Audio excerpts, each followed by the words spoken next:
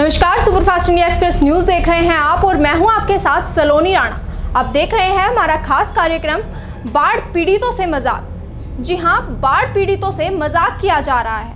ये हम इसलिए कह रहे हैं क्योंकि यूपी भी बाढ़ से बेहाल है। कई जिले बाढ़ से बेहद ज्यादा प्रभावित हो चुके हैं। सड़कें नदियां बन चुकी हैं। लोग नाव के सहारे एक जगह से दूसरी जगह जा रहे हैं। लोग पलायन करने पर मजबूर हो चुके हैं। लेकिन यहाँ पर सबसे बड़ी बात यह है कि बाढ़ पीड़ितों से प्रशासन की ओर राहत सामग्री नहीं मिल रही है। लोगों के पास ना खाने को खाना है, ना पहनने के लिए कपड़े और ना ही उनके सिर पर छत है। यहाँ पर यह कहना गलत नहीं होगा कि बाढ़ पीड़ितों के साथ सीधे तौर पर मजाक किया जा रहा है।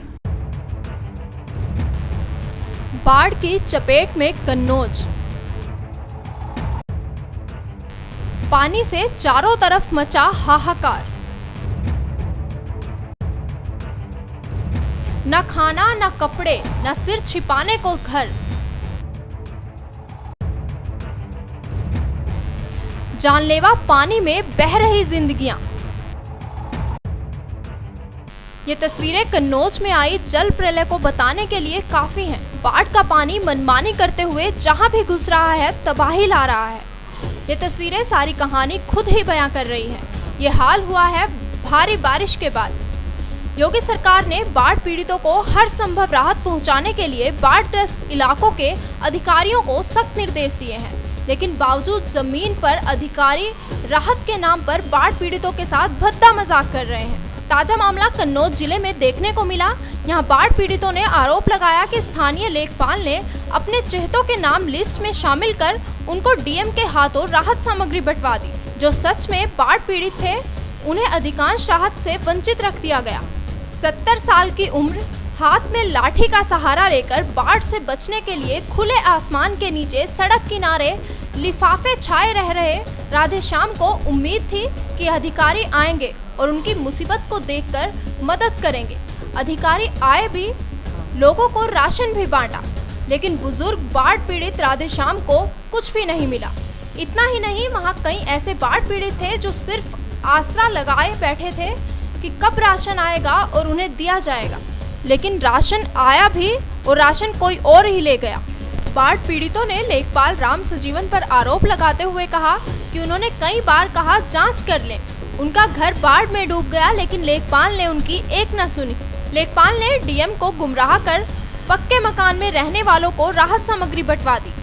आसमान से बारिश और जमीन पर बाढ़ की दोहरी मार झेल रहे बाढ़ पीड़ितों के आगे रहने को खाने के लाले पड़े हुए हैं। दरअसल कन्नौज जिले के कासिमपुर और बख्शीपुरवा गांव में बाढ़ से स्थिति काफी खराब है। घरों में पानी घुसा हुआ है। लोग पानी के अंदर रहने को मजबूर हैं। बाढ़ पीड़ितों की माने तो प्रशासन ने उनके रहने खाने का कोई पुख्ता इंतजाम नहीं किया है। खाना पूर्ति के लिए कुछ लोगों को पॉलिथीन देकर उनको सड़क किनारे रहने को कह दिया गया। भारी वाहनों के डर से बाढ़ पीड़ितों ने सड़क पर रहने से मना कर दिया, तो जिला अधिकारियों ने उनकी राहत सामग्री नहीं दी। बीजेपी के प्रदेश महामंत्री सुब्रत पाठक भी राहत सामग्री बांटकर अपनी पीठ थपथपाकर चले गए। डीएम रविंद्र कुमार भी बाढ़ पीड़ितों को राहत सामग्री बांटकर खुश नजर आए। लेकिन जिन बाढ़ पीड़ितों को सच में जरूरत थी उनको डीएम साहब भी गुमराह होने के कारण राहत सामग्री नहीं दे पाए। वाकई बेहद नाइंसाफी यहाँ पर प्रशासन की ओर से बाढ़ पीड़ितों के साथ की जा रही है, क्योंकि जिन्हें जरूरत थी उन्हें इस प्रशासन ने राहत सामग्री दी ही नहीं, और जिन्हें जरूरत नहीं थी उन्हें प्रशासन ने राहत सामग्री देकर वाहवाही लूट ली। ऐसे में अब जरूरत है कि सरकार इस पूरे मामले में जांच करे, जिससे दूध का दूध और पानी का पानी हो सके और इन गरीब बाढ़ पीड़ितों को भी सरकारी मदद मिल सके। कन्नौज से संवाददाता अमित राजपूत के साथ special desk, superfast India express.